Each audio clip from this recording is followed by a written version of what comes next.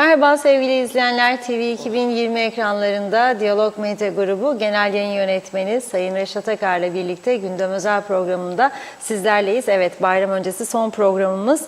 Evet, hemen sizlere konuları da kısaca aktarayım. Malum bayram arifesinde vatandaşlar ihtiyaç duydukları son alışverişleri yapıyor. Yaşanan ekonomik kriz nedeniyle birçok aile bu bayramda çocuklarına kıyafet almakta zorlandıkları, hatta birçok ailenin çarşıya dahi çıkmadığı görüldü. Konuyla ilgili röportajlarımız var, sizlerle paylaşacağız. İkinci konumuz bayramda güzel bir olay. Türkiye'den gelen turist sayısındaki artış olacak. Uçak şirketleri de bayram süresince Ercan'a daha çok sefer gerçekleştirecek. Ercan'a 500 uçağın inip kalkacağı açıklanırken büyük otellerde de doluluk oranının %71'e ulaşacağı bilgisi var. Bir başka konumuzsa Kuzey Kıbrıs'ta sert rüzgarlar veya kazalardan sonra meydana gelen bu elektrik direklerinin yıkılması gibi sorunların uzun sürede çözülmediği ve bu konularla ilgilenilmediği anlaşılıyor. Diyalog muhabirlerinin araştırma haberini vereceğiz ve son olarak da Kıbrıs'ta 30 yıl süreyle çalışan Bilal Nergis'in biriktirdiği 500 bin lirayı evlenme vaadiyle nasıl kaptırdığını konuşacağız. İbret verici bir olay olarak da bu konuyu gündemimize aldık. Hepsi ve daha fazlasıyla tabii ki sizlerleyiz. Evet, merhaba Reşat Bey. Merhabalar Funda Hanım. Herkese hayırlı günler dileyerek başlayalım. Evet, 11 ayın özür dilerim. 11 ayın sultanı derler Ramazan. Artık bugün son günü. Oruç tutanlar için de artık akşama iftardan sonra bayram heyecanı başlar. Tabii ki bu bayram eski bayramlardan biraz daha buruk geçecek. Neden? Bunun birçok sebebi var. Ekonomik kriz var. Tabii yaşanan büyük bir felaket var. Deprem felaketi. Kaybettiğimiz insanlar var. Üstelik koronadan sonra bunlar hep gündeme geldi. Ve dolayısıyla buruk bir bayram diyebiliriz adına, bizim için öyle olacak. Zaten insanlar, bazı kesimlerin iddiaları farklı olabilir. Yani sıkıntı yoktur Kıbrıs'ta insanlarda diyebilirler ama biz öyle düşünmüyoruz tabii. Çünkü devamlı halkla iç içeyiz. Konuşuyoruz, dertlerini dinliyoruz ve sıkıntının büyük olduğunu görüyoruz. Marketçilerle konuşuyoruz, kasaplarla konuşuyoruz, esnafla konuşuyoruz. Hemen hemen tüm sektörler bu bayramda umduğunu bulamadı. Bu açık ve net. Ne kasaplar eski bayramlardaki gibi et satabildi, ne hediyelik eşyacılar, giyim mağazaları, ayakkabıcılar eski bayramlardaki gibi satış yapamadılar. Yani ciddi bir sıkıntının olduğunu bundan anlayabiliriz. Eski bayramlarda daha çok insanlar ne yapardı? Anne babalar kendini almazsa kıyafet falan çocuklarına alırlardı. Hatta öyle bir dönem geldi ki bundan 8-10 sene, 5 sene, 6 sene öncesine kadar anneler babalar da giyinirdi çocuklarına aldığı gibi.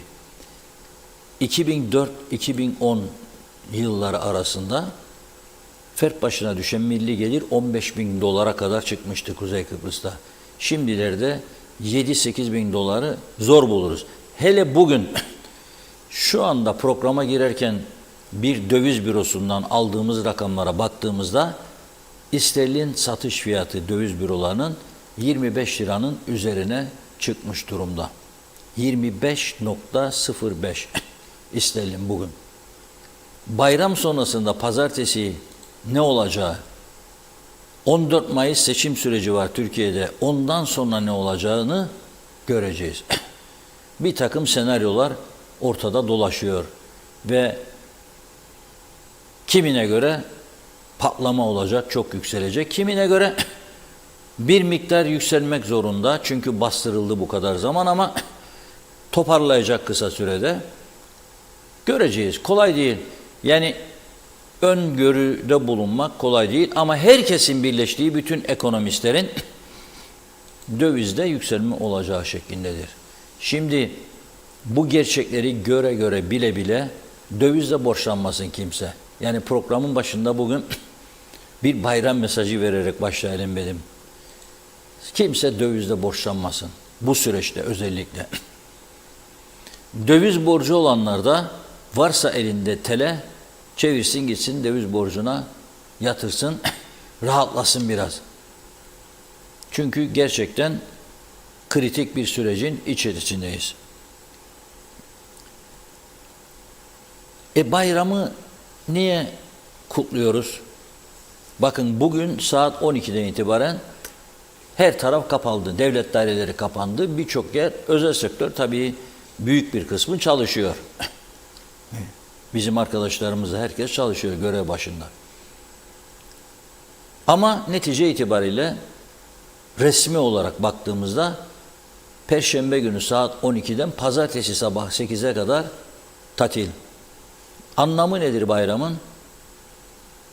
Yardımlaşma, dayanışma, sevgi, dostluk, kardeşlik. Bir taraftan da çocukların sevindirilmesidir. Ama bu bayram o sevinci büyük çapta insanlar çoğu yaşayamadı.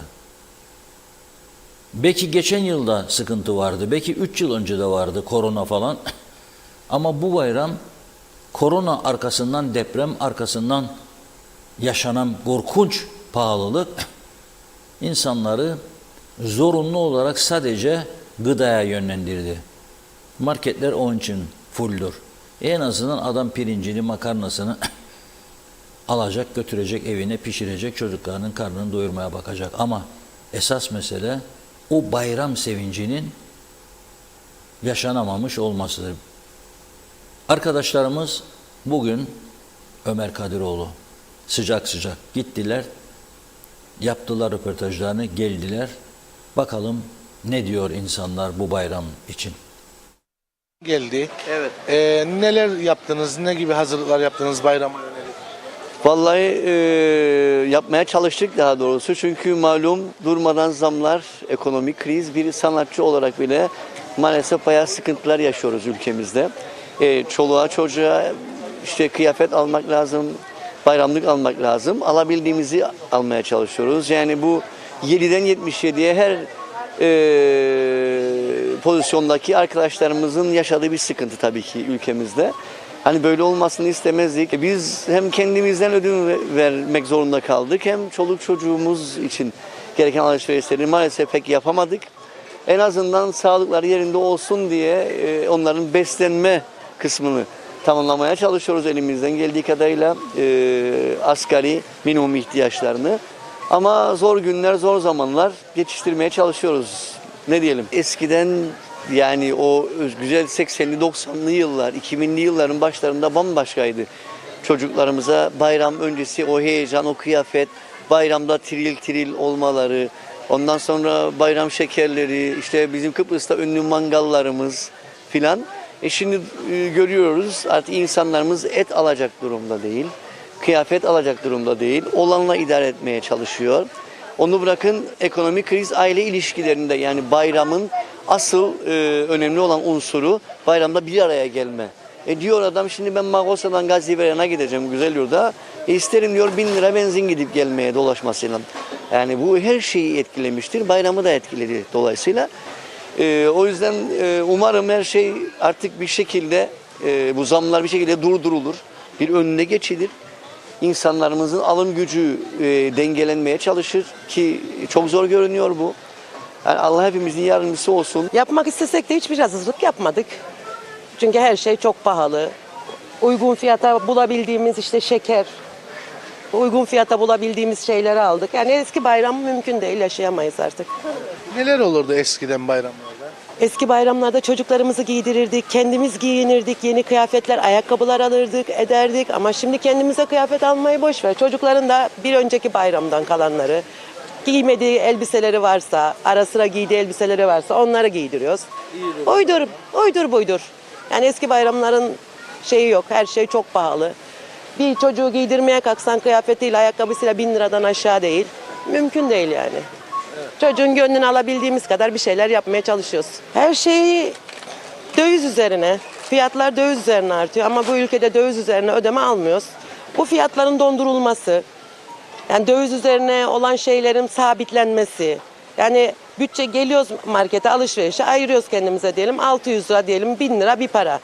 Geliyoruz buraya bir bakıyoruz 2 gün sonra o yükselmiş o evdeki hesap çarşıya uymuyor. Yine eksiliyoruz yani kasada. Her gün bir eksik alıyoruz. Bunun dondurulmasını isteriz, sabitlenmesini isteriz. Zamların belirli böyle yüzdelikte konulmasını isteriz. Böyle bir şey olabilir mi ya? Yani baksana hiçbir şey alamıyoruz ya. Ha, çocukları şu an geçirdim. Bu bayram inan kıyafet bile alamadık. Evet onu soracaktım. Kaç çocuğunuz var? 3 tane var. 3 çocuk. 2 tane, 3 tane var. En ufak olan da engellidir. Yani şu an çocuklarımı parka soktum. İnanın kıyafet alamadım. İster inanın ister inanmayın. Kıyafet alamadım çocuklarıma şu an. Bayramlık alamadım. Peki daha önceki bayramlarda mesela neler yapardınız çocuklarınız için? Ya daha önce en örnek vereyim bir dere boyuna giderdik, etkilenmezdik. Ayakkabı alırdık, patik alırdık, bilmem alırdık hiçbir şey olmazdı. Şu an inanın götüremiyoruz ya. Eskiden neler olmazdı ki? Mutluluk vardı ya, ferah vardı, huzur vardı, neşe vardı. Güzellik vardı. Şu an çocuğumuzu böyle saklayarak götürüyoruz da aman şey yapmasın, bir şeyi görmesin de sokalım oraya. Ya en ufak bir tişört olmuş 200 lira ya. Bir tişört ya, bir üst ya. Dün bizim hanım aldı gitti çocukları. Hiçbir şey almadı. 2500 lira bir kart verdim ona. Kredi kartım limiti 2500 lira. Hiçbir şey alamadan geri geldi. Ne oldu dedim. Vallahi eskileri dedi giyecekler. Bu sene öyle geçireceğiz. Bu sene öyle geçireceğiz. Yani yazıklar olsun bizi bu duruma düşürürler. Yazıklar olsun bizi bu duruma düşürürler. Hükümet dediğim gibi bir çözüm yolu bulur değil mi hükümet? Başta gelirler, iktidara gelirler. Bir çözüm yolu bulsun diye geliyor. Değil mi? Bunun çözümü zam yaparak değil. Sen örnek vereyim hayvancı ayaklanıyor. Abi arkadaş derdi ne ediyor sana? Kurtarmıyor bana maliyeti. Ne istiyorsun? Zam istiyor. Yap zamı diyor. Örnek verin bu. Kurtarmıyor zam istiyor. Yap zamı ama konuşma diyor. Ulan arkadaş ben bunu nasıl alayım be? 200 gram mama şu an engelli çocuğuma 20 liralık aldığım mama şu an 41 lira oldu. Devletin de hiçbir desteği de yok. 200 gram bir mama orada. Alamadım. Vallahi hazırlık yapamadık çünkü bir şey alamadık çocuklara. Ben tek başıma çalışıyorum. Asgari ücret alıyorum. Aylığımı ödeyeceğim, suyumu ödeyeceğim. Ne yapacağımızı bilmiyoruz. Markete geldik, bir şey alamıyoruz. Her şey bağlı. Hayat şartları bağlı. Çocuk var mı? Var. Kaç çocuk? 3 tane var. Evet. Çocuklarınıza bayram için hediye alabildiniz mi? Alamadık. Neden? Para yok. Masrafına. Mutfak masrafı çok. Çünkü bir şey aldık, hepsini de alamadık. Yani bir şey yapacağız, yapamıyoruz. Peki daha önceki bayramlarda neler yapardınız çocuklarınız için? Çoğu her şey yapardık ya. Önceden böyle değildi. Asgari ücret yükseliyor, her şey yükseliyor. Daha asgari ücret yükselmeden bakıyoruz geliyoruz etiketler değişmiş. Yani öyle şey olamaz. Mesela neler yapardınız çocuklarınız için? Çocuklarımız için bayramlık artık elbise, şeker, yani kurabiye gibi bir şeyler yapardık. Şimdi yapamıyoruz onları. Ben hiçbir hazırlık yapmadım. Normal günlüğüm nasılsa aynı şekilde. Eskiden bayramlarda ayakkabıyı alırdık da yatırdık ayakkabılı. Şimdi o şey kalmadı. Neden? Hayat şartları. Eskiden hayat daha tatlıydı. Şimdi her şey pahalı. Alım gücü zayıf. Ben bir emekliyim. Aldığımdan zor geçinirim. Kardeşi çocuklarım vardır. Onlara şey yaparım, yardım ederim.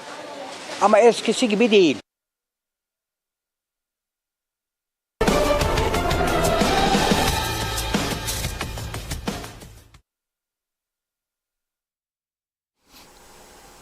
Evet, işte gerçek durum ortada. Yani bu vatandaşın çilesi ortada. Yani çoğu insan bırakın hediye almayı, evine çocuğuna süt almada zorlanıyor. Yani o duruma geldik artık. Ha gene de tabii şöyle bir şey var. Şükredelim halimize diyoruz. O alışkanlık haline geldi. Evet şükredeceğiz halimize tabii ama yani insanların daha iyi koşullarda yaşayabilmesi için de tedbir almak lazım. Öyle bir şey ki bir tarafta kaçak, kayıt dışı bir yaşam var. Bir tarafta sıkıntı içinde yaşayanlar var. Ve o sıkıntı içinde yaşayanları rahatlatacak önlemlerin alınamamasının ana sebebi o kaçak durumdur. Kaçak durum kimdir? Adam ticaret yapıyor, kayıt dışı. Ne vergi ödüyor, ne geliri belli, ne gideri belli. O kayıt dışı. Bunun gibi bir yığın mesele var. Ve bazı çok iyi kazancı olan yerler vardır. Ne fatura vardır, ne makbuz vardır. Hiçbir şey yok. Aslında bunlar bilinmeyen gerçekler mi? Hayır. Bilinen gerçeklerdir. Herkes biliyor bunu ama bir türlü bu işin üzerine gidilmiyor. Kuzey Kıbrıs'ın bir turizm cazibe merkezi haline gelmesi için ve burada yaşayan insanların daha iyi şartlarda yaşayabilmesi için en azından temel tüketim maddelerini sıkıntı çekmeden alabilmesi için burada ucuzlatmaya gitmek lazım. Bu da kafasına balyozla vurarak yaptıramazsın birinin. 2 tane koşul var. Bir, dün de bahsettim, girişlerde, mal girişlerinde vergilerin bir yığın vergi stopajdır, işte KDV'dir, şudur budur, onların kaldırılması, ucuzlatmak. İkincisi de ithalatçıların ve satıcıların dürüst ticareti öğrenmesi. Şimdi gene bazıları bana kızacak. Diyecek ki sen biraz evvel dedin ki isterin olduğu 25. Ben neye güveneyim de malımı aynı fiyatla tutayım? Tamam da yani herhalde Türkiye'den ithal ettiğimiz pirinç, şeker, un dövize göre bayramdan sonra çok pahalı bir rakamlara ulaşacak değildir. Ulaşırsa da o zaman değerlendireceğiz. Ama bu navlundur, fondur, stopajdır, vergidir, KDV'dir. Bunlardan bu Kuzey Kıbrıs'ın kurtulması lazım. Eğer gerçekten burasının bir çekim merkezi olmasını istiyorsak. Ve her şeye rağmen yine bir açıklama geldi bugün Ercan Havaalanı işletmesinden. 6 günde 500 uçağa hizmet verecekmiş Ercan. Yani bu neyi gösteriyor? Bayramda gelecekleri sayısında artışlar, turist sayısı.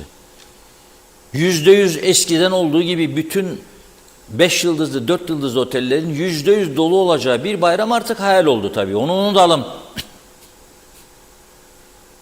Çünkü Türkiye'de de sıkıntı var. Deprem oldu. Nüfusun 5'te 1'i, 6'da 1'i etkilendi bu işten. Korkunç derecede. Bir kısmı da dolaylı olarak etkileniyor. O yüzden eski dolulukları beklemeyelim. Ama bize bir de mesaj veriyor. Tedbirlerinizi almaya başlayın. Çünkü Türkiye'den gelen turist sayısı azalabilir, daha da azalabilir. O zaman ne yapacaksınız? Bu otelleri nasıl dolduracaksınız? Oteller dolmayınca hayvancı etini kime satacak? Tavukçu tavuğunu kime satacak? Süt üreticileri hellimini, peynirini, sütünü kime satacak? Patates üreticileri, narenciyeciler ve ithalatçılar. Bunun da hesaplamasının iyi yapılması lazım. Ben olsam bayram seyran demem, yarından oturum bunun hesaplamasını başlarım. İlgili kurumlarla da bir araya gelerek bir an önce hareketi başlatırım. Bir de bak güneyden gelişleri artırmanın yolunu bulmalıyız. O da nedir? Daha çok kapıdır. Daha hızlı geçiş hizmetidir. O da nedir? Kuzeyi daha da ucuzlatmak. Gene başa dönüyoruz. Ne kadar ucuzluk o kadar çok insan gelmesi. Az kar, çok iş. Az kar, çok iş. Mesela bugün hükümetimiz çok başarılı bir icraat yaptı. Gene. Tabii bana bazılarınız kızacak. Yani akaryakıtta indirim oldu da sen sevinmen üzülüyorsun. Halbuki biz memnun olduk diye ne olacak? Gene bugün bayram arifesinde akaryakıta indirim yaptılar. Döviz yükselirken, İsrail'in 25'i aşarken Bugün akaryakıta indirim yaptılar. Ben şoklarımı yaşadım. Yani dedim bu nasıl hesap kitap bu? Neye göre? Maliye Bakanı açıkladı. Geçen gün bütçe eksidedir, Mart ayı bütçesi.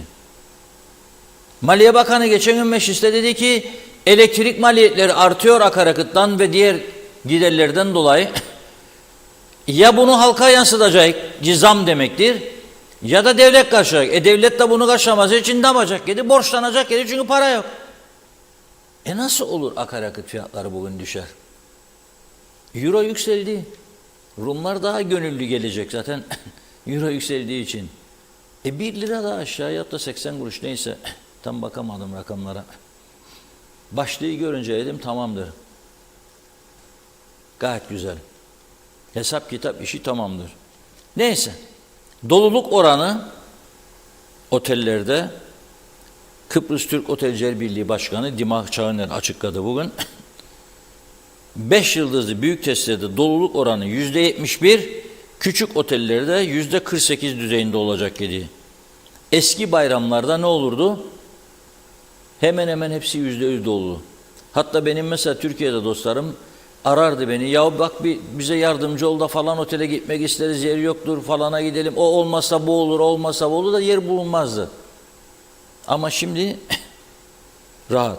Sadece diyor 6 otel bayram boyunca %100 dolu olacak diyor. 38 tesis de diyor %60.99 gene iyidir. Bu krize rağmen Türkiye'deki bu deprem felaketi sonrasında bu doluluk da iyidir. Ercan Havaalanı Genel Müdürü Serhat Özçelik ise diyor ki giriş çıkışların kolay olması için her türlü önlemi aldık diyor. Bayram boyunca Ercan'a 500 uçak inip kalkacak. 20 Nisan Perşembe günü yani bugün Ercan Havaalanı'na gerçekleşecek sefer sayısı 101. Geliyor insanlar demektir. 21 Nisan bayramın ilk günü 84 uçak. 22 Nisan 69 iniş ve kalkış. 23 Nisan pazar günü ise 90 uçak iniş kalkış yapacak. Pazartesi 85, salı günü 71 uçak iniş kalkış yapacak. Ercan Havaalanı hareketli bir süreç yaşayacak demektir. İyi ki açılış ertelendi diyorum ben. Eski pist, alışılmış pistte devam etmesi herhalde daha iyi olur diye düşünüyorum. Çünkü yeni pist için test uçuşlarının yapılmadığını biliyoruz. Flight Check diye bir uygulamaları varmış. Henüz yapılmadı. Onun yapılmasını bekliyoruz. Biz tabii bu bayramda ben şimdi de söylüyorum. Programın sonunda da söyleyeceğim. Zaten üzüntümüz var. Yani bu deprem felaketiyle yaşanan üzüntüyü hiçbirimiz üzerimizden atmış değiliz. Yani yüzümüz gülse de espri yapsak da şakalaşsak da içimizde bir acı vardır. Bu acı uzun süre devam edecek. Unutulmaz bir acı. Bir de bunun üzerine başka acılar eklemeyelim. Onun için bayramdır, içerim uçarım bu düşünceden arınalım. Özellikle anneler, babalar, genç çocuklarınıza araba verdiğinizde altına defalarca uyaracaksınız. İçip içip sürme evladım. Polisten de rica ediyorum. Çok sıkı denetim yapmalıdır. Çok sıkı. Bugünden başlayarak çok sıkı denetim yapmalıdır. Mesela ben baktım bugün bayram Arife günü biraz hareketlilik olur. Neticede en azından markete giderler. Veya kasabına gidecek. Birçok yer Lefkoşa, başkent Lefkoşa'nın girişinden itibaren felaket, felç. Bunu bizim gibi yol yapmayan, planlaması olmayan, planlaması olmadığı halde, yol yapmadığı halde, alternatif yollar açmadığı halde araba satışlarını artıran bir ülkede polisiye tedbirler çok önemlidir. Polis düdüğü çalacak, geçirecek bazı yerlerde trafik ışıklarını devre dışı bırakıp polis kontrolünde daha hızlı geçiş. Bizim anladığımız İslam budur. Budur anladığımız İslam. Öyle Avrupa medeniyeti yoktur burada. Bir zamanlardı o. Kırmızı ışık yandıktan sonra madem ki 4. 5. araba geçiyor 150 kilometrede öldürme pahasına bu insana başka tedbirler lazım. Bu geceden başlayarak yollarda, sokaklarda polisi görmek istiyoruz. Ben gidip geleceğim birçok bölgeye. Görmek için yani. Evet Funda Hanım, buyurun. Hızlıca mesajlara başlayalım. Çok çok teşekkür ediyoruz. Erol Topçu iyi yayınlar diliyor. Erkan Erçık'a acı bayram yazmış. Lord Manav Bereketli kuru yemişlerinden evlere servis başlamış. 548 827 05 numarasını da paylaştı. Hayırlı olsun, mutlu arifeler, hayırlı yayınlar dileriz. Aytaç Bey de iyi yayınlar diliyor. Tüm Müslüman aleminin Kurban Bayramı, Ramazan Bayramı mübarek olsun. Evet, Mehmet Uluçaylı da hayırlı yayınlar, Arife gününüz kutlu olsun yazmış. Fikret İpekçioğlu Londra'dan iyi yayınlar. Bakan Alişan fakirleşme yok dedi, ya Kalkınma Bankası'ndan aldığı paraları geri verse bir kendi ya da diyor şirketi hükümetin bütün dairelerini, araçlarını sigortalayan kendisi değil mi sorarım, neden kolay yolunu bulup para kazanıyorlar? Ondan sonra da düşünmeden konuşuyorlar. Mehmet Ömer Balcıoğlu mutlu huzurlu bayramlar dileriz demiş, tüm çalışanlara selamlar hala Akyollar'da. Ömer Bozkara vezirler 14 Mayıs'tan sonra. Her şey çok güzel olacak. İyi bayramlar. İsmet Sencer harikasınız diyor. Erdal Yarkın da iyi yayınlar diledi. Ramazan Deniz güzelliklerle dolu bayramlara. Muhteşem ikiliye selamlar demiş. Çok teşekkür ediyoruz. Mantı'nın başkentinden Tiyarensi'ye de sabırlar dilerim yazmış aynı zamanda. Mehmet Kurtulmuş tüm İslam aleminin konuşamadım. Ramazan'ın bayramı mübarek olsun diyor. Allah'ım nice senelere yetiştirsin. İbrahim Yalçın da Pile'den selamlar. Bugün 2 kilo et aldım. 14,50 euro verdim. İndirimli aldım diyor. İsim de vermiş hangi süpermarketten. Bugüne özel indirimli selamlar, hayırlı yayınlar. Ali Dereseven de hayırlı bayramlar dilemiş. Celal Harun da. Geçmişte mensup olmaktan onur ve gurur duyduğum polis teşkilatımızın hala görevleri başında hizmet veren en küçük rütbeden en üst seviyedeki meslektaşlarımın, emekli polis mensuplarının mübarek Ramazan bayramını en içtenlikle kutluyor. Gazi Mustafa Kemal Atatürk ve aziz şehitlerimizi rahmetle, gazilerimizi minnetle anıyorum. Görevleri başında bulunan meslektaşlarıma kutsal görevlerinde kolaylıklar ve başarılar diliyorum. Evet, Lord Manav Bereketli de hayırlı bayramlar dileriz. Kardeşliğin daim olduğu, küslerin barıştığı, dostluk, sevgi, paylaşım dolu nice güzel bayramlara. Mehmet Uluçaylı, iyi ki bu face'ler var da bayramlaşmalar, birbirimizi uzaktan görüntülü arayıp kutluyoruz. Ekonomik kriz mutfakta başladı. Sosyal ilişkiler ve yaşamı her türlü etkilemiştir. Sayarak her mal alışverişi yapalım, para kullanmayalım. TL enflasyona kurban.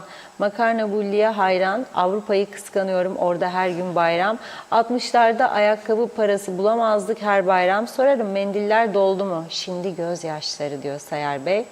Atilla Geçer de hayırlı yayınlar dilemiş. İzzet Kahraman da selam olsun yoldaşlar. Selam olsun CTP. Zeren Turalı her şey yani ülke SOS veriyor. Bayram demek eğlence, coşku, şenlik demektir. Bu pahalılıkta depremsel yangın felaketi bir yana denetimsizlik, pahalılık, dövizin aşırı yükselmesi, sık sık kesilen elektrik kesintileri, istikrarsız, belirsizlik, kaoslar, çaresizlikler insanda yaşam şevki bırakmıyor. İstikbalin, umudun, güvenin neredeyse yok denecek kadar nüksettiği bir yerde bayramın ne tadı kalır ne tuzu. Sadece dini açıdan dargınların barışması, insanların, ailelerin bir araya gelmeleri, tebrikler, el öpmeler hariç. İşte bizlere bu ülkede kala kala bunlar kaldı. Yani bayramların adı kaldı demiş. Aynur Yarkın da iyi yayınlar diliyor. Fikret İpekçioğlu yine hatırlatayım. Meclistekilerin dokunulmazlıkları kalkmalı ki adam adam iş yapsınlar. Evet, Lord Manav Bereketli, bunu okuduk. İkinci, Nazime Nalbant da Londra'dan herkese sevdiklerine selamlarını yollamış. Bugün Arife, yarın bayram. Şimdiden Gündem Özel ekibini, sizlerin, ailemin, herkesin bayramını en içten dileklerimle kutluyorum. Mustafa Özcan, da herkese hayırlı bayramlar. Sağ olsun belediyemizde hem temizlik hem de suya zam yapmış. Sağlık resmi 0 TL yapmışlar. Onu da anlayamadım diyor. Temizlik 331,54 olmuş. Konuştum, elektrik ve mazot fiyatlarının artışından kaynaklandığını söylüyorlar. Kısacası normal bir evin ortalama su faturası 450-500 lira aralığına geliyor. Şükretmek mi gerekiyor? Bilemedim, bu işin ortası kalmadı. Zengin ve yoksulu oynuyoruz demiş. Bir iki mesaj okuyup ara verelim. Celal Harun, Şifa Harun'un mesajını aktarıyor. Değerli dostlarım, hayat yaşamayı, vefa hatırlamayı, dostluk paylaşmayı, özel günlerse hatırlamayı bilenler için vardır. Ramazan bayramınız kutlu olsun demiş. İdris Türk Nevşehir'den yazıyor bizlere. Kuzey Kıbrıs'ın tek çaresi Reşat Akar Bey demiş. Başka da çaresi yok. Sizi tekrar takip ediyorum demiş. Caner Aspava da iyi yayınlar diledi. Nazım Mustafa Diyalog Medya çalışanlarına, tüm dinleyicilerin güzel, sağlıklı bayramlar dilerim, kutlu olsun. Mehmet İnancı da mutlu, hayırlı yayınlar, sağlıklı bayramlar tüm Diyalog ailesine dedi. Daha var ama devam edeceğiz mesajları. Çok teşekkür ediyoruz. Buyurun Reşat Bey. Evet, çok teşekkür ediyoruz güzel mesajlar için. Biliyorsunuz biz burada bazı konuları gündeme getirirken öyle acımasız eleştiri, saldırı, insanları küçümseme veyahut da kötü bir dil kullanma gibi bir alışkanlığımız, bir özelliğimiz yoktur. Olmaz, olamaz da. Böyle bir yayıncılık anlayışımız yoktur. Herkese eşit mesafede durmak bizim için çok önemlidir. Bir eleştiri yaparken önerileri getirmek de önemlidir. Dün, önceki gün, daha önceki haftalarda, son 15 yılda benim bir vatandaş olarak üzerinde en fazla durduğum konu herhangi bir trafik kazasında veya aşırı rüzgarlı havalarda devrilen elektrik direklerinin olduğu yerde kalması kadar tehlikeli bir şey yoktur. Veya direği alıp atarlar çöpe, kablolar açıkta kalır. Başbakanlık Kavşağı diye bir yer var Lefkoşa'da mesela. Başbakanlık Kavşağı'na geldiğiniz, ister Lefkoşa'dan Girne'ye, Ortaköy'e doğru, ister Girne'den, Ortaköy'den Lefkoşa'ya doğru. Tam geldiğiniz mi Başbakanlık Kavşağı'na, 4 yol ortası, bakınız o orta refüje, 2 tane kırık direk var orada, elektrik direği, aydınlatma direği. Yıllar var, en az 10 yıldır. Kablolar açıkta kalmış fakat kimse bakmaz. Girne Alsancak yolunda çok var. Gönyeli içinde, Yenikent içinde çok var. Her tarafta bu tür durumlar var. Ne olur? Gider birisi vurur üzerine, kırar elektrik direğini, sonra yolu kapatmasın diye direği birileri çeker bir kenara atar, kablolar açıkta kalır. Bizim Diyalog Medya olarak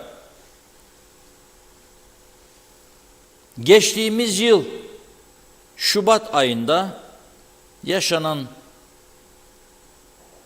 kötü hava koşulları, şiddetli rüzgar sonrasında Kuzey Çevre Yolu yakınlarında devrilen yüksek gerilim hatları vardı. Bakınız, göreceksiniz. Rüzgardan devrilmişti bunlar. Biz bunları o günlerde gündeme getirdik. Ve dedik ki inşallah maşallah birileri bunları dikecek. Biz bunu dedikten sonra elektrik kurumu yetkilileri bize dedi ki merak etmeyiniz, biz bunları yeniden ayağa kaldıracağız. Önemlidir bunlar yani. Çok önemli. Yedeklerini devreye aldık dediler. Şimdi o yedeklere bir şey olursa, ki bakınız 2 gün önce 32 dereceydi, dün 19,5 derece hava sıcaklığı. Mevsimler çok değişti. Bir gün çok sıcak, bir gün daha soğuk. Yeni bir şey olursa ne olacak? Yedek de hala dikilmedi. 1 yılı geçti, düşünebilir misiniz siz? 1 yılı geçti, 14 aydır hala daha dikilmedi. Ne demişti bize o zaman elektrik kurumu yönetimi?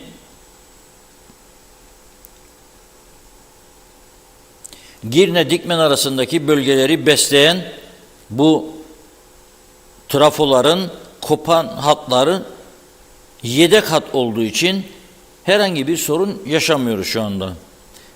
Söz konusu belgeleri besleyen iki ayrı hat olduğu ve kopan hatların yenilenmesi için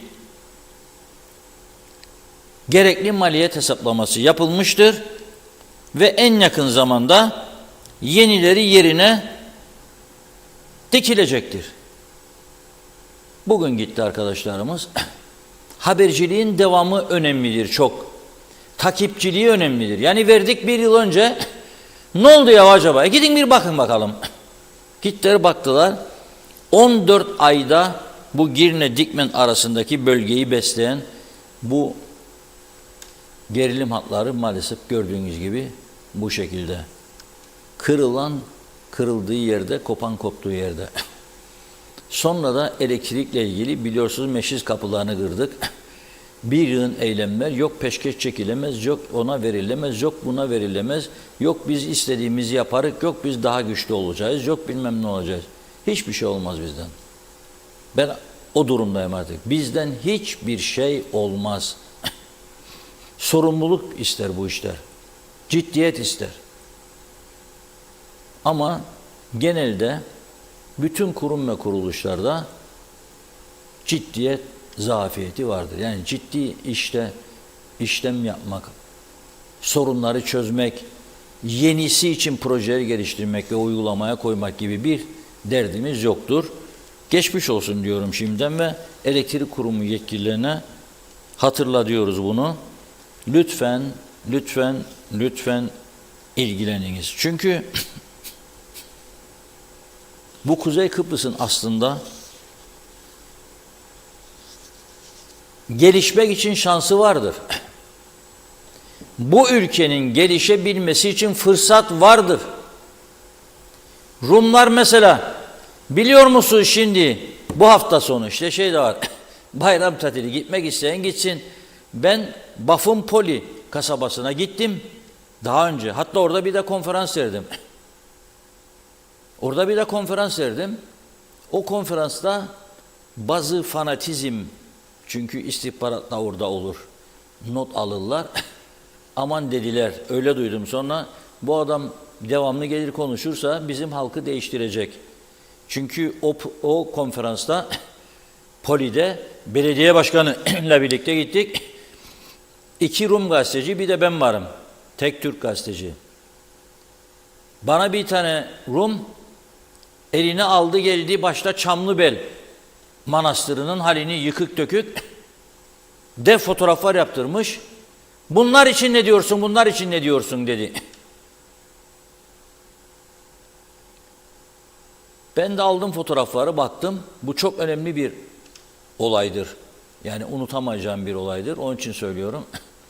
Baktım fotoğraflara. Bunlar ne dedim? Bir baktım. Yıkık dökük kiliseler. Aslında utandım tabii. Böyle olmaması lazımdı. Neden o Çamlıbel'deki manastır o halde olsun? Yani bir fon ayarlar adam. O fonda toplanan paralarla tarihi eserlerin bakımını yapar. Dini eserlerin bakımını ve gururla ondan sonra der ki bizi suçlayamazsanız işgalci daha yapıyoruz. Aslında utandım. Ama elimde koz var, onu kullanmasını bildim. Dedim sen dedim hiç Lefkoşa'ya gidiyor musun dedim. Yanımda da tercüme ediyor Rumca bir mütercim getirdi ve Güney Kıbrıs'ın en ünlü mütercimi, İstanbul kökenli Rum. Dedi, yok dedi. Hadi git dedim yarın Lefkoşa'da dedim bir Ömerge Camisi var. Bir de Selimiye Camii. Bir de dedim Tahtakale Camisi. O Tahtakale Camisi dedim 63 olaylarında güm yıktılar dedim evokacılar. Ömerge Camii zarar gördü falan. O konuşmadan sonra bilir misiniz Birleşmiş Milletler'e başvurdular. Ömerge Camii için finansman aldılar UNDP'den. Ve camiyi de orada bir de hamam var, hamamı da tamir ettiler. Tahtakale Camii de sonra ve şu anda milletvekili olan eski müftümüz Profesör Talip Atalay Bey o Tahtakale Camisi'nin açılışına bildiğim kadarıyla davetliydi. Ve gitti yani. Restore ettiler, aldılar parayı. Biz de istesek, proje geliştirsek alabiliriz. Sorun değil. Ama ben onu söyleyince salonda bir anda sessizlik hakim oldu. Ve ondan sonra anlattım çocukluğumda yaşadıklarımı, babamın falan nasıl hastalandığını. Ben o salonda ağlayan Rum kadınları gördüm. Ben konuştukça bu şekilde. Hepsi değil ama en az 4-5 tanesi. Program bittikten sonra da konferans, çok sayıda insan telefon numaramı istedi, evine davet etti falan. Öyle bir sohbet geçti. Poli güzel bir yer. Şimdi biz hiçbir zaman ama gündeme getirmedik. Ne var Poli kasabasında? Orada Afrodit hamamları vardır. Afrodit, güzellik tanrıçası. Turist kaynıyor. Ve çok güzel oraya bir balıkçı barınağı yapmışlar sahile. Lokantalar, hepsinin önünde fiyat listesi. Sonradan öğreniyorum ben. Merhum avukat, Allah rahmet eylesin, Oktay Feridun Bey ailesi meğer o Afrodit hamamlarının sahibiymiş. Arazilerinin çevrede paha biçilmez değerde. Hani bizi suçlarlara çaldınız, maldınız da kullanırsınız falan. Bir basit örnek veriyorum size burada. Oktay Feridun Bey ve ailesi. Afrodit hamamlarının çevresi en pahalı yer. Oradaki lokantalardan bir tanesinde sahibiydi Oktay Bey. Ara sıra kapılar açıldıktan sonra gidiyormuş. Rum, o hoş geldin Oktay mı falan, 2 tane karpuz atar bagaja, bizim de ne kirar ne bir şey.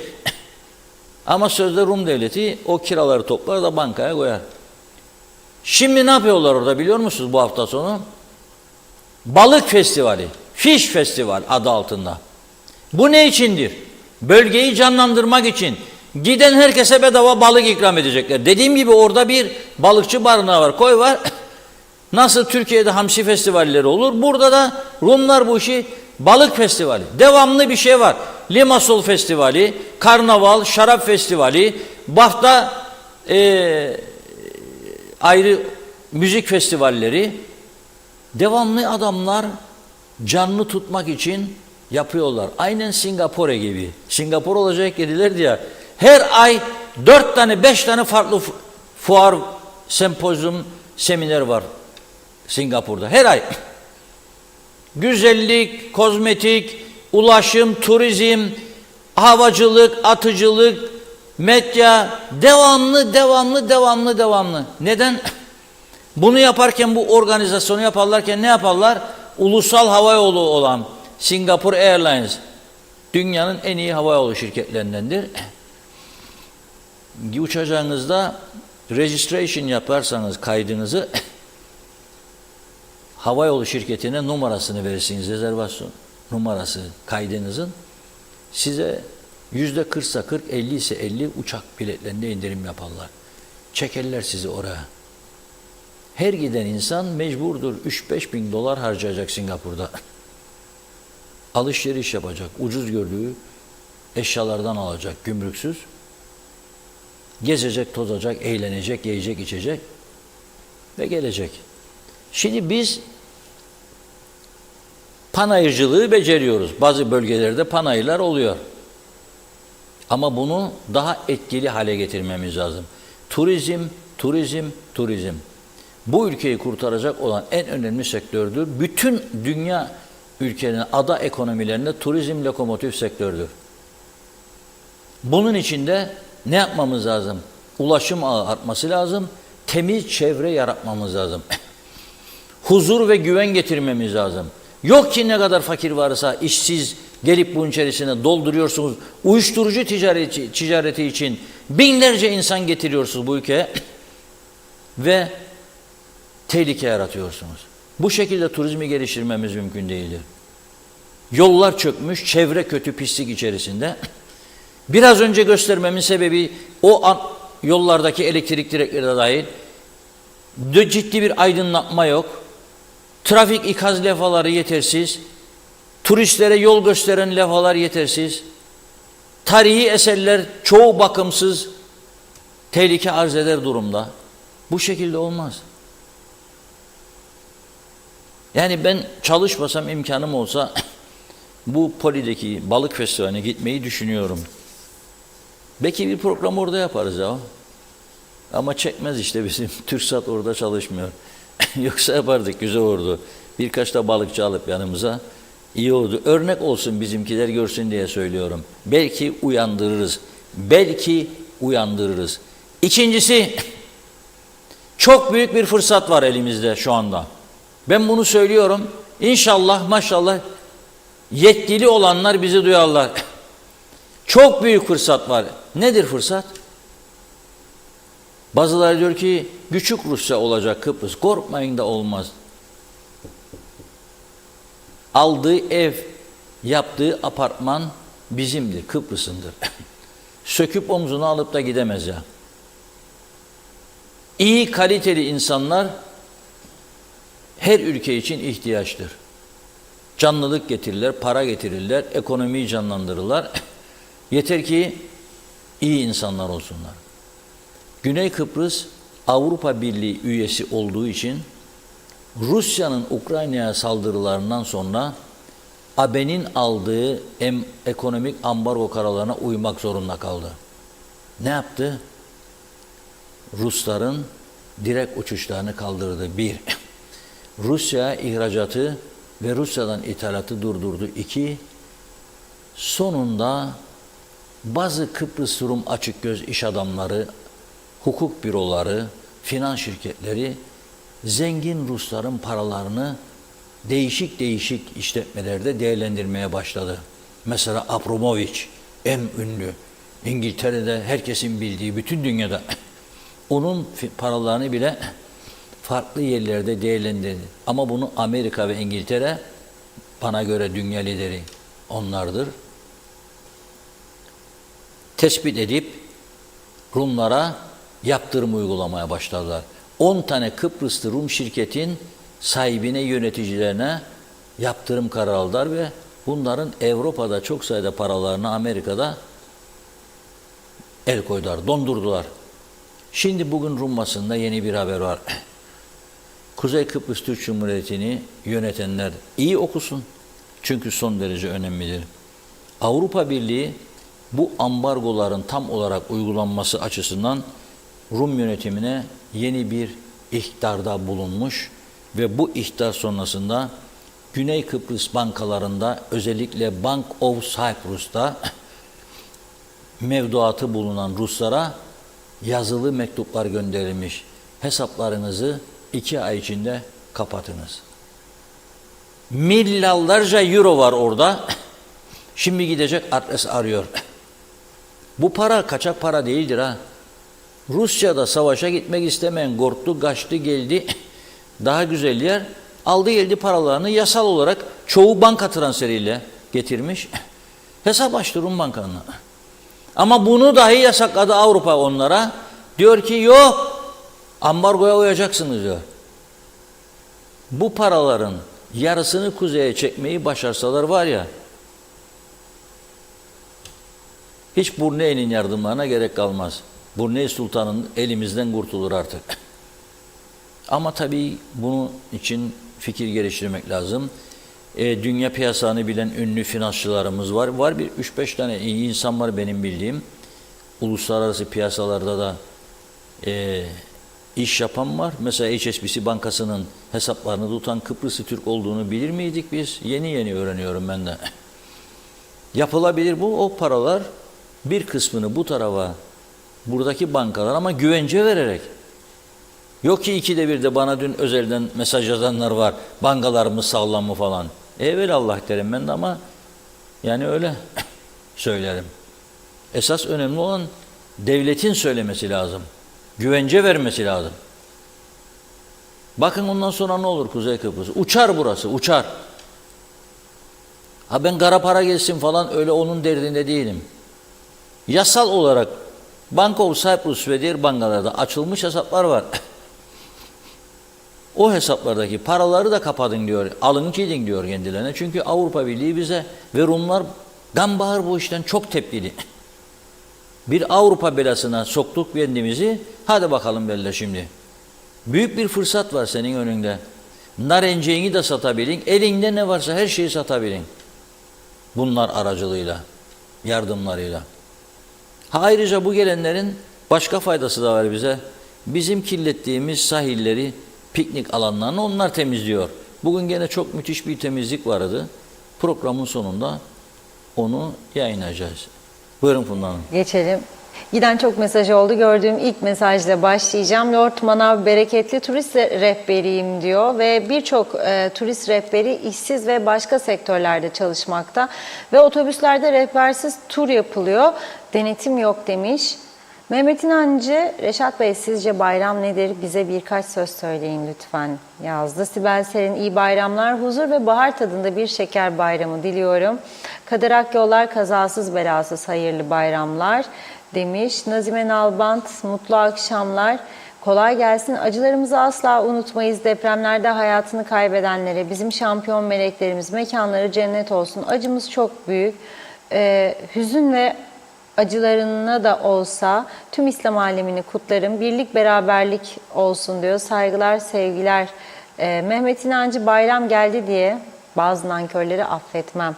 Benim kitabımda yok olmaz diyor Mehmet Bey. Şerife Turgay Derya iyi yayınlar. Gürkan Giritli'de iyi yayınlar dilemiş ve sistem yok bu ülkede. Hasan Nihat Erduran, ambargolu 1963 işgal ve istilasında ateşkes statükosunda hayaletken bayramın tadı olmaz, depremde buruklaştırdı. Bülent Karakaşlı tüm Diyalog Medya grubunun bayramını kutlarım.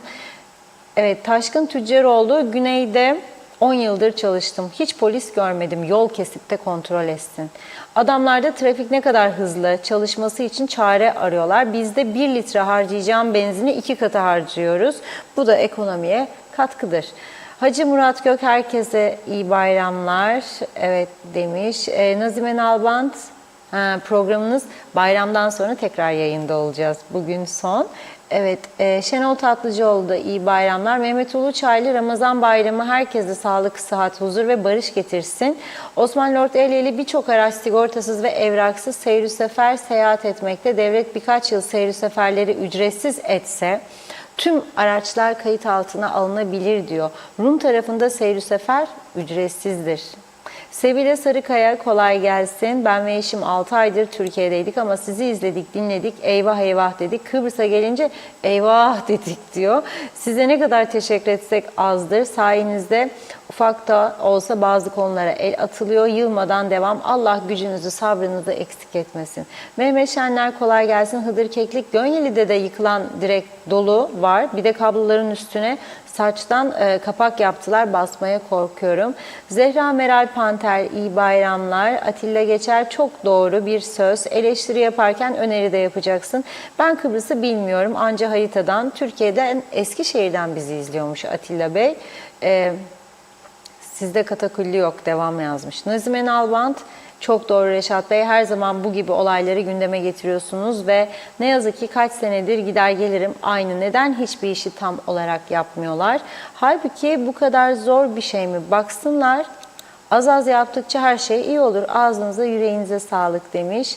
Osman Lord Eyleli solar enerji panelleri, rüzgar enerji sistemleri, sudan bile enerji üretilebilir. Evet.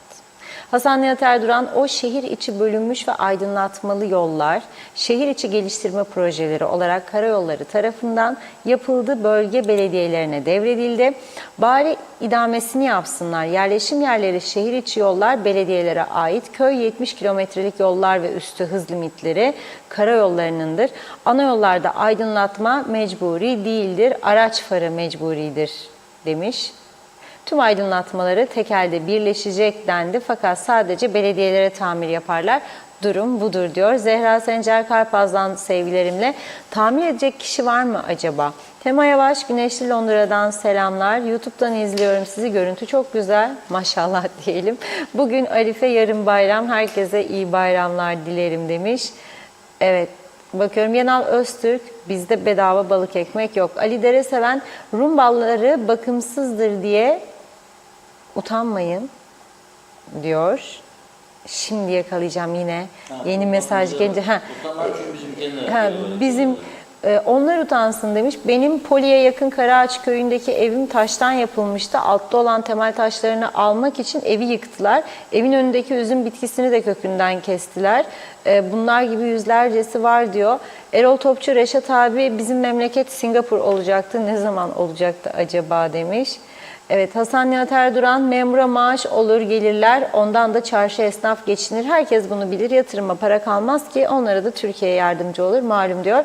Bir iki mesaj daha okuyalım. Necdet Mavi Gözlü, Kuzey Kıbrıs Birleşik Afrika Pakistan Cumhuriyeti başkenti Lefkoşa'dan iyi günler diledi. Memleketin asla adam olamayacağını biliyoruz. Biraz geç olsa da bu memleket küçük Rusya olmaz. Kimse merak etmesin. Olacağımız Afrika Pakistan Cumhuriyeti diyor Necdet Bey. Oytun Andaş da iyi yayınlar dilemiş. Evet, zannediyorum tamamladık. Daha var ama sonra yine devam edeceğiz. Reşat Bey buyurun.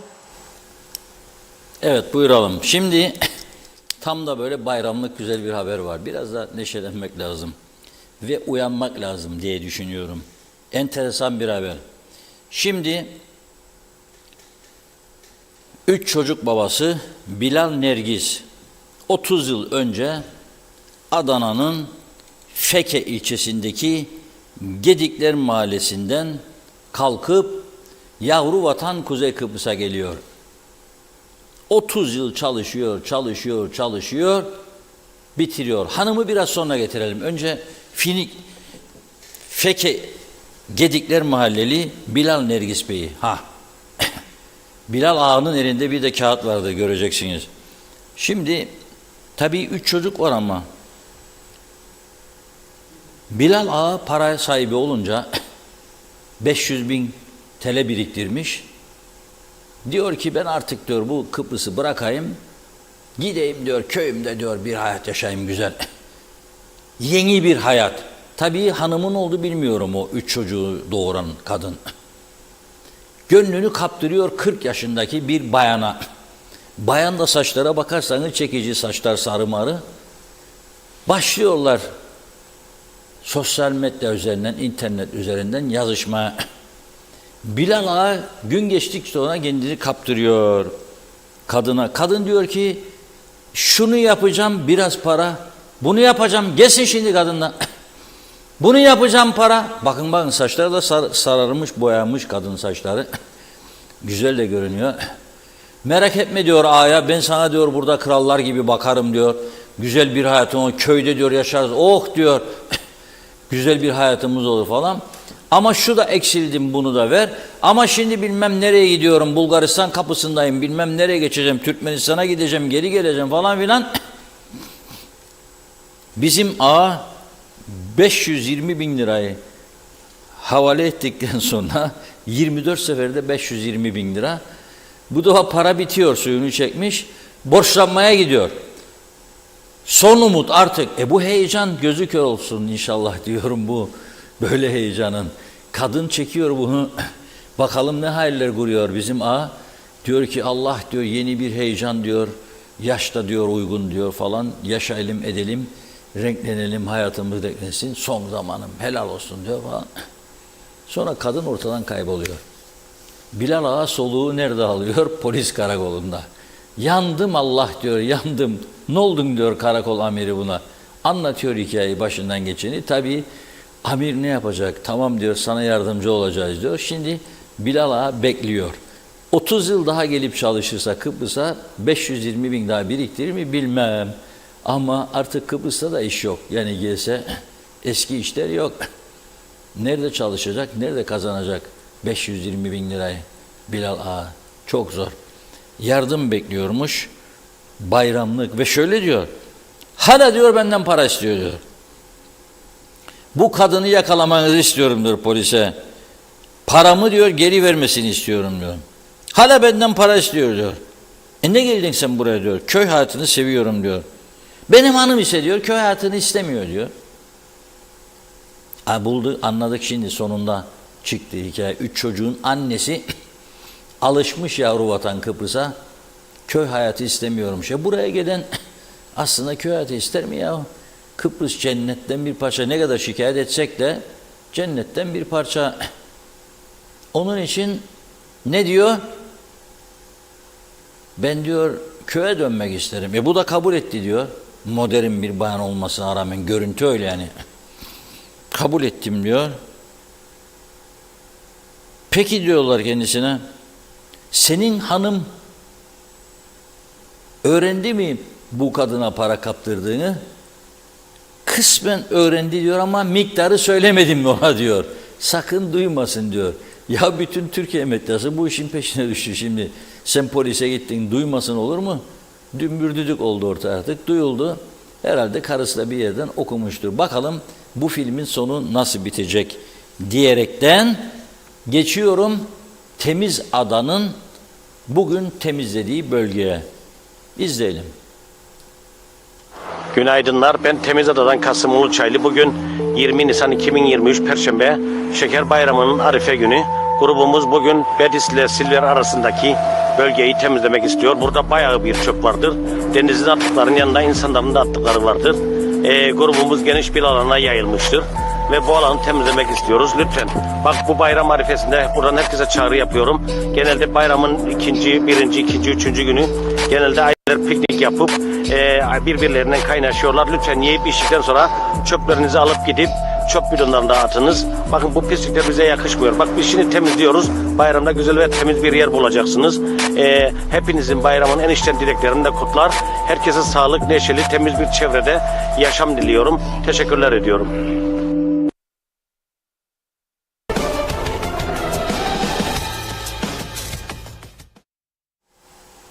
Evet, bu Temiz Ada grubuna da buradan Kasım Uluçaylı ve arkadaşlarına teşekkür ediyoruz. Gördüğünüz gibi her yeri kirletiyoruz. Sahiller bizimdir.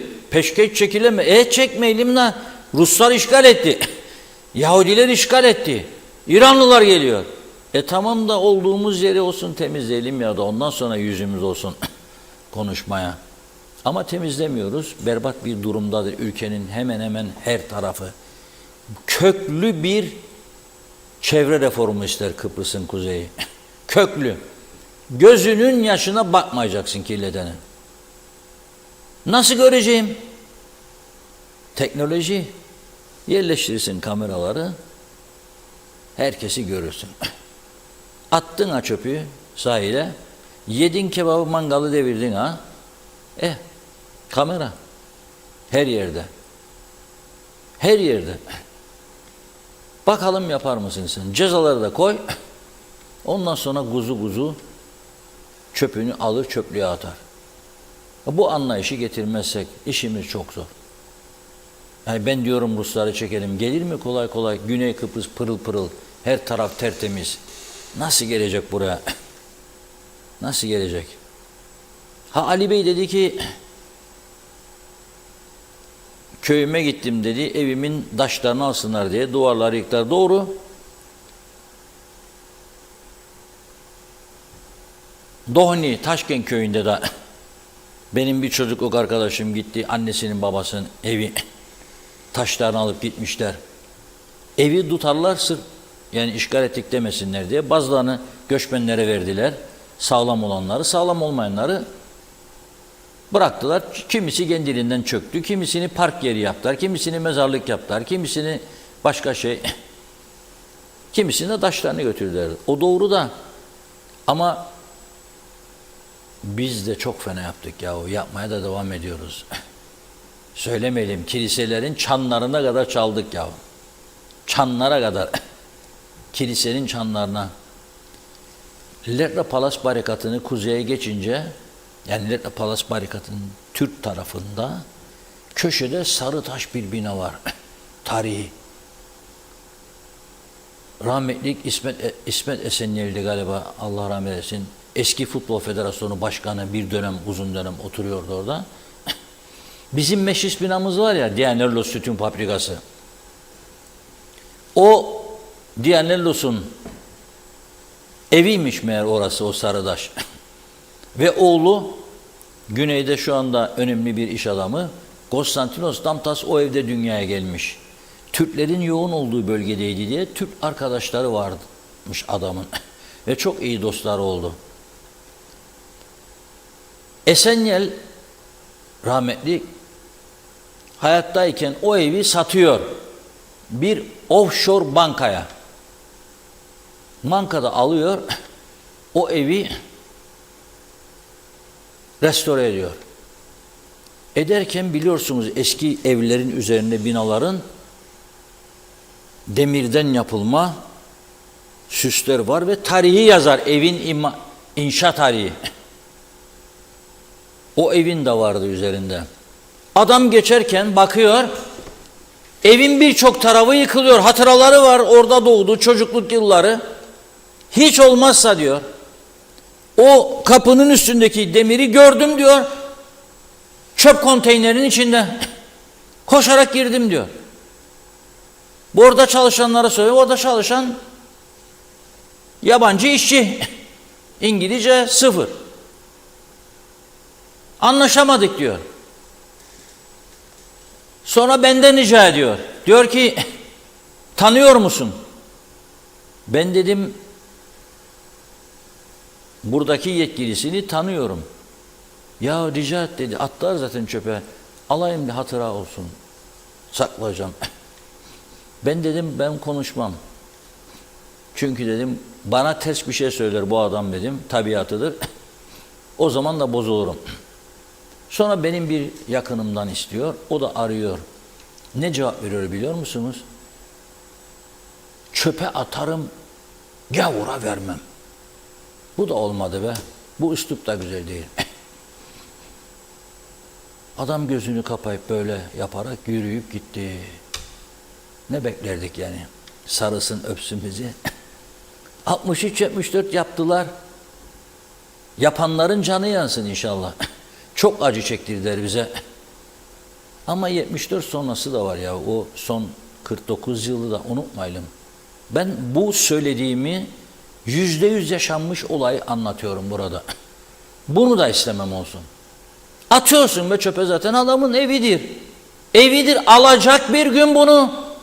Sen de güneydekini alacaksın, Poli'dekini, Baf'takini, Limasol'dakini. Alacaksın, o da alacak. Ama bu şekilde de olmaz. Bu şekilde de olmaz. Buyurun Funda Hanım. Yerden devam edelim. Evet, Hasan Nihat Erduran'ın mesajında kalmıştık. Biz olmadan diyor, bir defa Kıbrıs Cumhuriyeti anayasal değil. AB bu yapıyı nasıl üye yapar? Neden siyasiler bu gerçeği dile getirmezler? Hayret ederim. Niko'da Enosis naraları atar Papaz Efendi ile beraber. Hiç olmazsa direkt ithal, ihraç açılsa biz çok rahat ekonomiyi toparlarız. En beceriksiz iktidarda bile. Çünkü özel sektör girişimidir, çalışkandır, güvenirim demiş. Evet, Lord Manav bereketli, Diyalog TV ve ailesine mutlu, sağlıklı bayramlar dileriz. Ramazan Reçber, Kuzey Kıbrıs Türk Cumhuriyeti halkına sizlere sağlıklı, mutlu, huzurlu bayramlar dilerim. Adana'dan selamlarını yolluyor. Evet, Hasan Nihat Erduran, ücretsiz hiçbir şey olamaz. Sağlık, eğitim, yargıç, savcı, sosyal yardım nasıl ödenecek dedi. Melike Taşçı, Sayın Taçoy Bakanlığı'na bağlı daireleri gezip bayram fotoğrafı çekip şov yapacağına Sosyal Sigorta Dairesi'ndeki çalışanların problemini çözsün. İyi yayınlar, saygılar dilemiş. Mehmet İnancı, Bilal A ayvayı yedi diyor. Evet, Doğan Falyalı, yanlışınız var Doğan Bey ama bir noktada haklısınız. Aynı şahsın mesajlarını okudunuz diyor. İşte istediğim mesaj değil, her zaman söylüyorum, belli bir limitte mesajlar var. Dolayısıyla sizinkiler gittiğinde gelen mesajları sırasıyla okuyorum. Arada tabii yine atlıyorum ama maalesef o benim elimde olan bir şey değil. Sistem öyle isimlere göre ayırmıyor çünkü mesajları. Ali Dereseven, Reşat Bey bahsettiğiniz şahıs para biriktirmedi. Kendisine verilen tarlaları satıp Kuzey Kıbrıs'ı terk etti. Bunun gibi de yüzlerce örneği var yazmış. Oytun Andaş, lütfen Belediyeler Birliği reklamına bakın. Kuzey Kıbrıs Türk Cumhuriyeti hala Covid-19 reklamı yayınlanıyor. Mehmet İnancı, kamera almaya paraları var mı acaba Reşat Bey diye sormuş. Bertu Jüri, Reşat abi bence bu korkuyu, bu ölü toprağı üzerimizden atmalıyız. Halk olarak bizde bu güç olduğuna inanırım diyor. Evet, Necdet Mavi Gözlü, Bayan Bilal Ağa'nın 500 bin liracıklarla saçlarını sarıya da boyar, kırmızıya da boyatır diyor. 500 bin liranın üzerine bir büyük kadeh su içsin. ve unutsun demiş. Benden bugünlük bu kadar. Herkesin Ramazan bayramı kutlu olsun. Pazartesi yeniden görüşmek umuduyla. Hasan Vurgun, bir adet izmariti yere atmanın cezası 150 eurodur.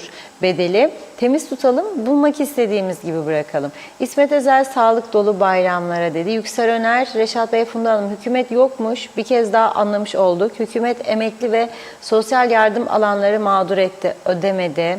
İşte Erdoğan işte bu yüzden dünya lideri, hem ödedi hem bayram ikramiyesi verdi. Hüseyin Boşnak Londra'dan selamlarını yollamış. Sayar Eker, bugün de gözlerimiz doldu, kulaklarımız aydınlandı, beyinlerimiz rahatladı, kurtları döktük diyor. Berto Jüri, her şekilde her alanda proje yapılmalı ve halkın önüne sunulmalı. Cekcaklarla iş yürümez. 30 yaşındayım, bu düşüncedeyim. Evet, Hasan Nihat Erduran da iyi bayramlar, ambargolu hayaletler dedi. Teşekkür ediyoruz. Reşat Bey buyurun.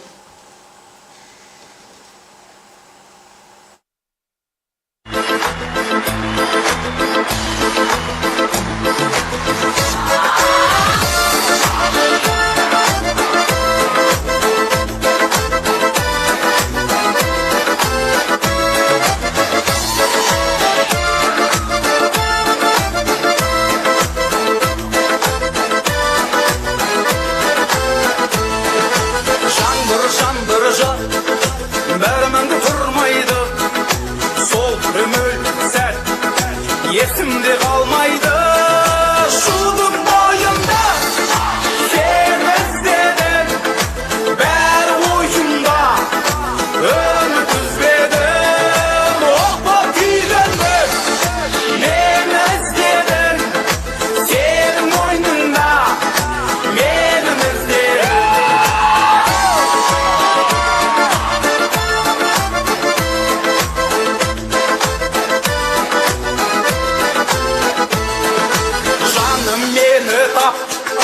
Енді мұнда келмейсің, әккенеттен қап, сені қалай көрмеймін, шудың бойында, сені іздедім, бәрі ойымда, үміт үзбедім, оқ боп күйгенді, мені іздедім, сенің мойнында, менің іздерім.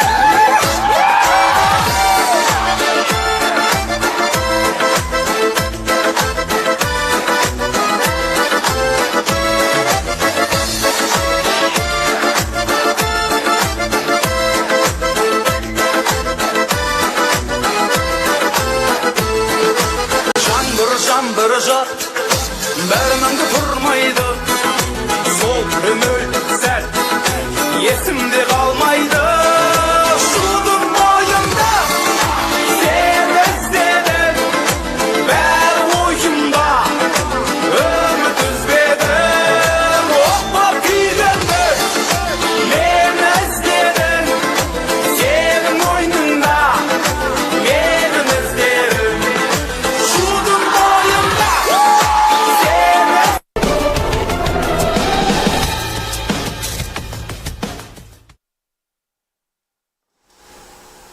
Evet, nasıl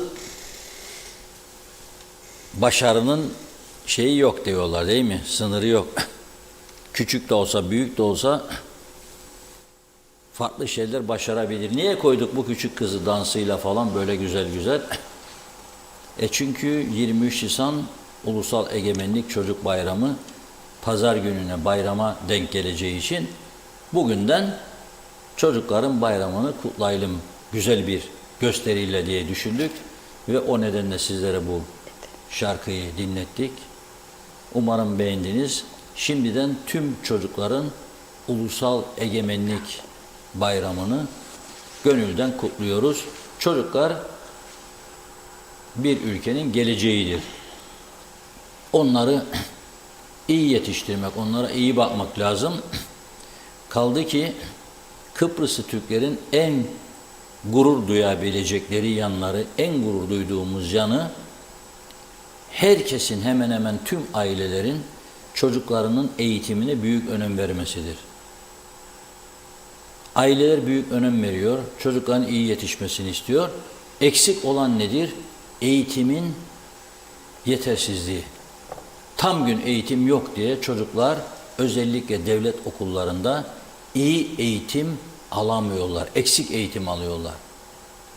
O yüzden de başarı oranları sürekli düşüyor. Buna çok önem vermek lazım. Ulusal Egemenlik ve Çocuk Bayramı. Çocukları makamlarda kabul edip fotoğraf çekmek değildir mesele. Eğitimin içindeki sorunlara el atmaktır ve çözmektir. Hızlıca 300 bin kişinin yaşadığı yerde nedir reform lafları? Ne reform lafı? Düzenle işte gitsin. Yapmadılar bugüne kadar, yapamadılar. İnşallah bundan sonra yaparlar. İnşallah. Ümit ederim yaparlar.